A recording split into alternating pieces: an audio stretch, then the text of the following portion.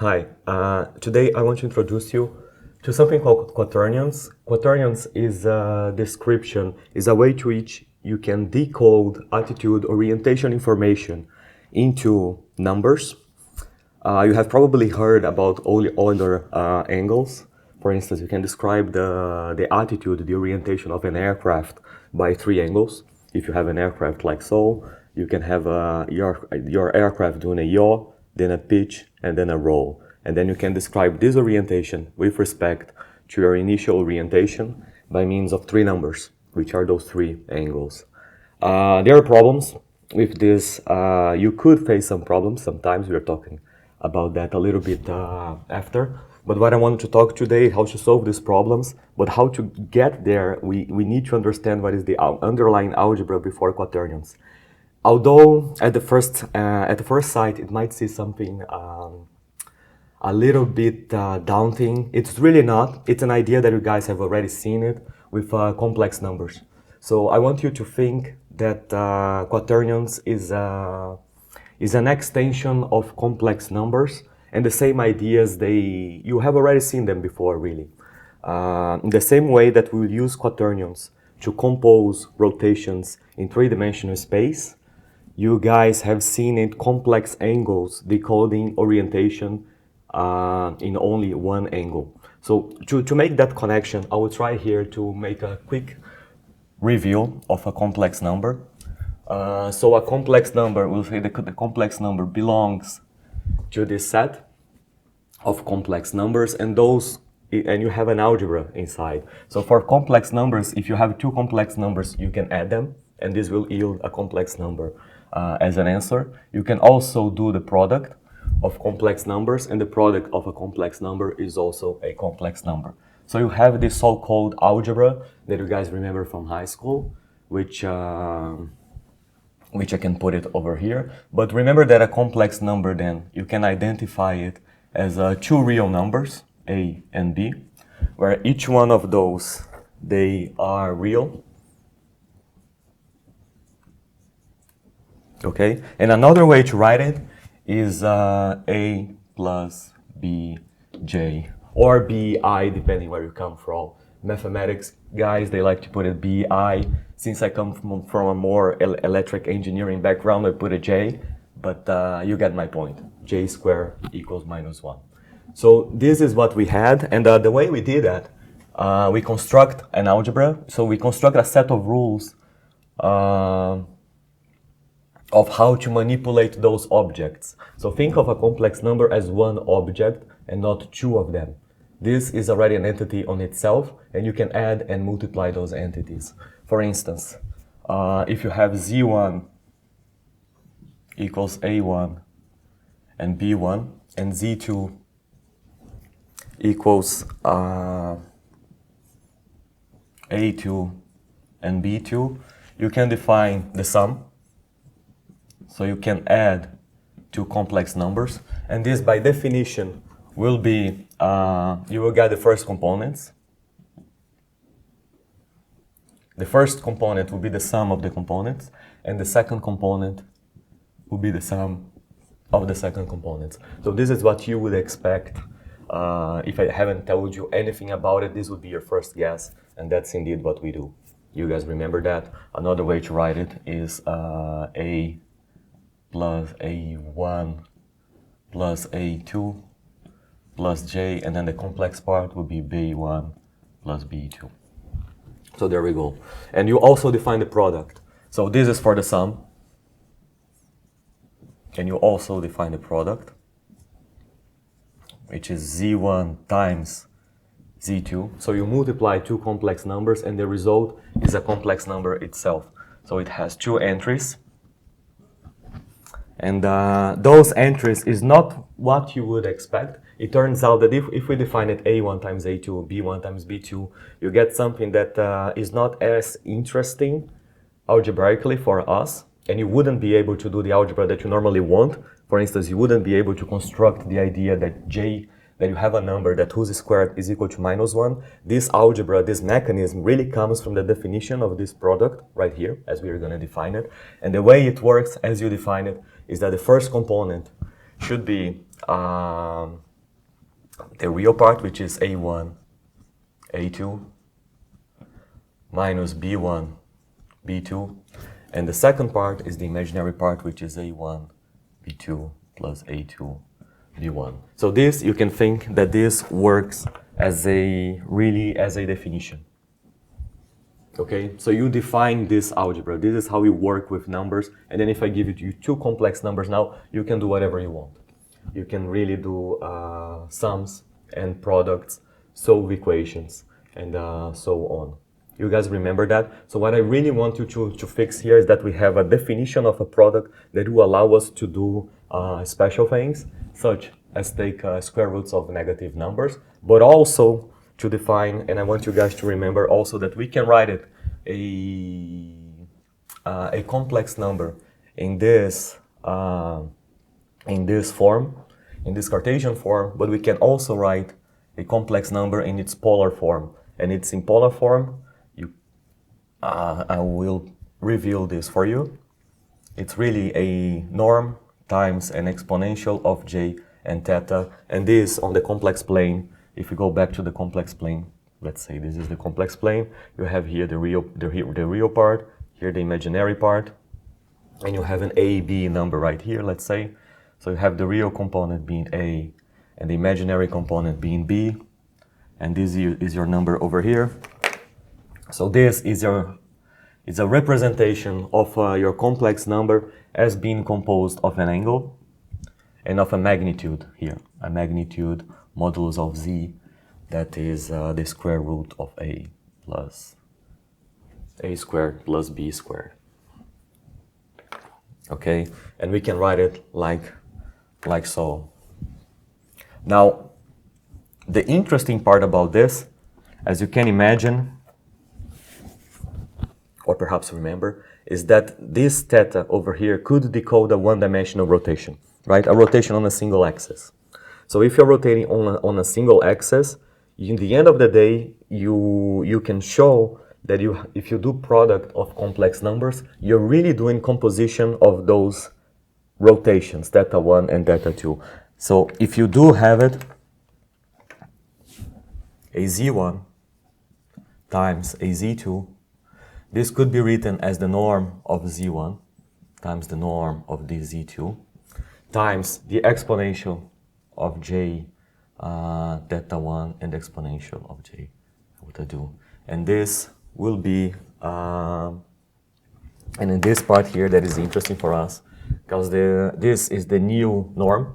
So this is the norm of z1 times z2, and this is the new phase of the complex number, which now has phase theta 1 plus delta 2. So what I really want you guys to notice here, to remember, is this mechanism through which we can identify complex multiplication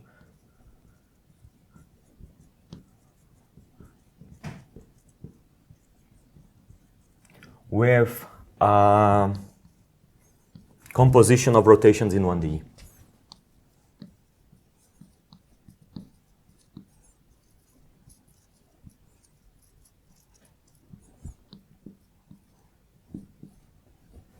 Okay, so this is the idea that I want to recover, because this is exactly what we are going to do with quaternions. We are going to come up with a new algebra, with a new set of numbers. We are going to define an addition and a complex multiplication, such that, and a quaternion multiplication, such that when we multiply quaternions, we are in some sense composing rotations, but rotations now in 3D. So this is the idea. So it's not the underlying idea is something that you have already seen, and now we are gonna go through it more carefully now.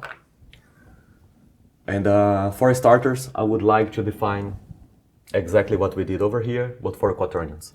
So a quaternion, I will say that a quaternion Q belongs to the set of quaternions, and on this set I will define an addition and a multiplication as before, and the quaternion now will be composed of 4 numbers, Q1, Q2, Q3. And each one of those numbers, as in the case of the complex numbers, they are real. Okay, so this is real, this is real, this is real, and that is real. So all those numbers, they are real. And although there is also an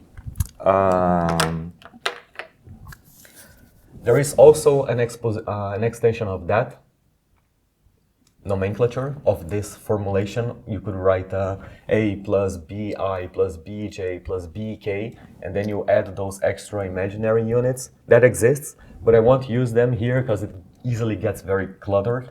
So I prefer it like this, and this is how usually you will see in the literature in aircraft flight controls, so I'll just go with that.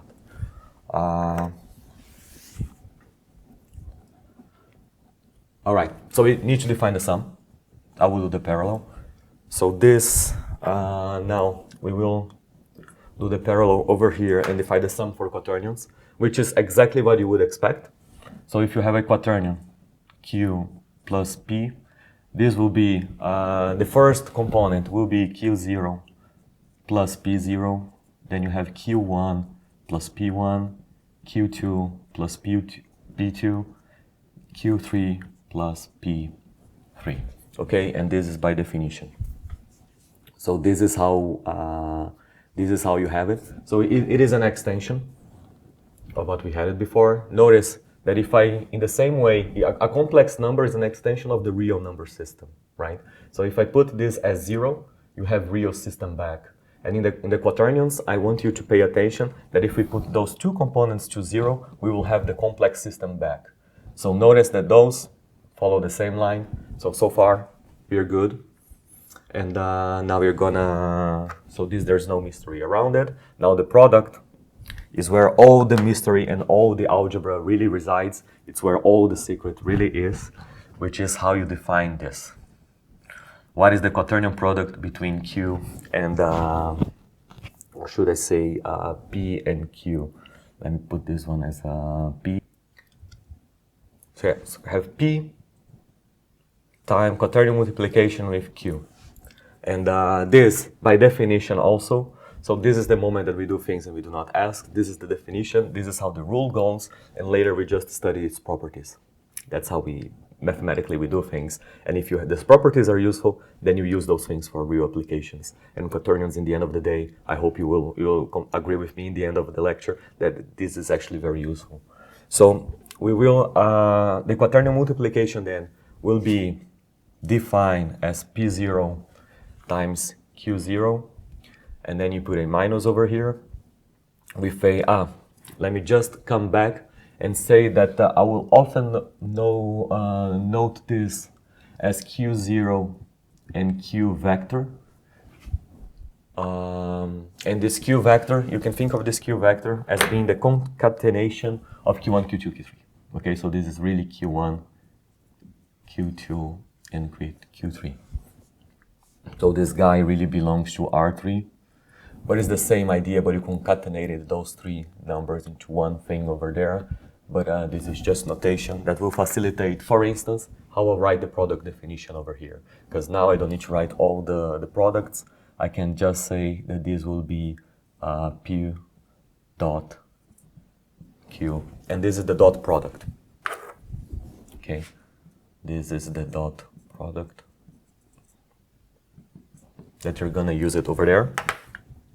And later on, so this dot product will take two vectors and create one number. You will subtract that from yet another number, and therefore this is the first number. This is the first component over here, and then you have the other three vectors. So this better now be a vector, and the way you build it is you take P0, you multiply by a vector. So this is a scalar multiplication, a vector by a scalar, plus same thing over here, plus now a cross product. All right, so this is our definition. And one interesting thing that we can do to test this definition and see what happens if we place a complex number over here and see what this product gives. So let's do that as an exercise just to test it. So if they're complex,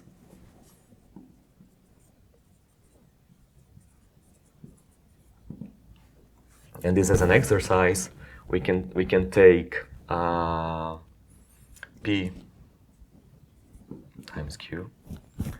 And then p0 will be, so if they're complex, we will have, let me just make this very explicit over here. We will have that p is equal to p0, p1, 0, and 0. And this is your vector. And then q, you have it similar.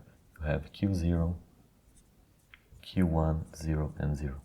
This would be a complex number, but in quaternion form. So we can continue over there. We can make this product over here, following our rule, will be p0 times q0, okay.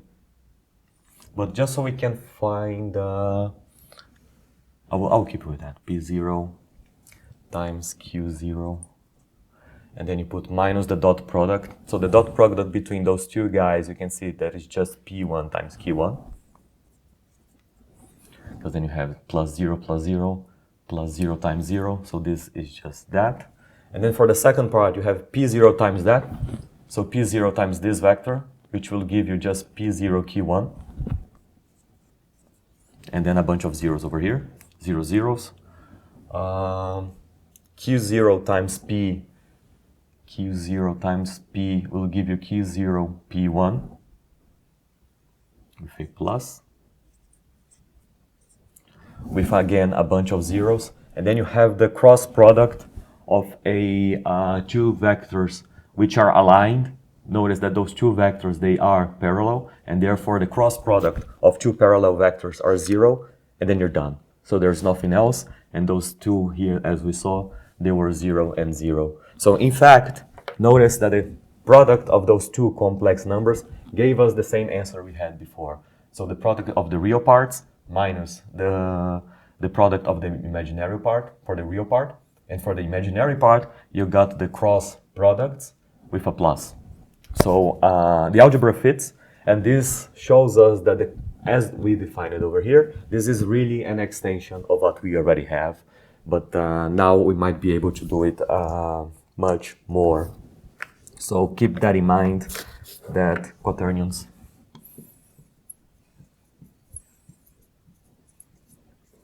are a generalization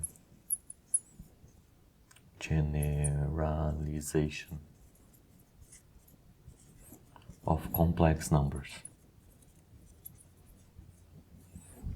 And every time things get confusing, you can often fall back to your intuition on complex numbers, and you can kind of localize yourself, at least in the beginning when you're working with complex numbers. And now I have some questions that I would like for you to answer me based on this. Every time we find a new algebra, we are interested in its properties, and some properties that I would like you to tell me, perhaps, is it commutative, the product, for instance? Clearly, the addition should be, but this is a very convoluted formula. We don't know if P times Q is the same as Q times P. If that is the case, we say that the product is commutative.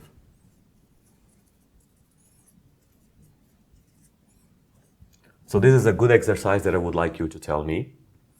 I would like also for you to tell me if the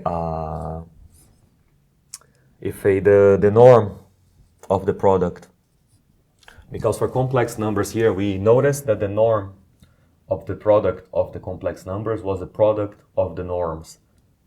Such value, such feature, do we still recover it on quaternion system? Is that true?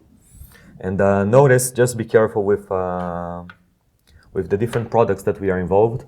This is a quaternion product, and this is a real number problem. It's a real product. Okay, because the norm of a quaternion will give you a real number, and then you multiply those. And then here you have another quaternion to which you will take the norm, and then you will check if those numbers are the same. And the norm is exactly what you're thinking. I'll just make very explicit that the norm here, so I'll put it as a as an extra point, that the norm of a quaternion is defined by the sum of the components squared going from the 0 component all the way to the third. So this is how I will define norm. And that's the norm I'm talking about here. Now, and finally, I want to know if you take one quaternion, multiply by a second quaternion, and multiply by a third quaternion, if that's the same thing of taking the product of the first and the second, and then later applying the product to the third. This is what we call the associative property. And this is what I'm asking. Also, I want you guys to tell me. It turns out that 2 of those follow what you would expect from complex number, but 1 of them does not. And I'll let you guys tell me what it is. And until next time, goodbye.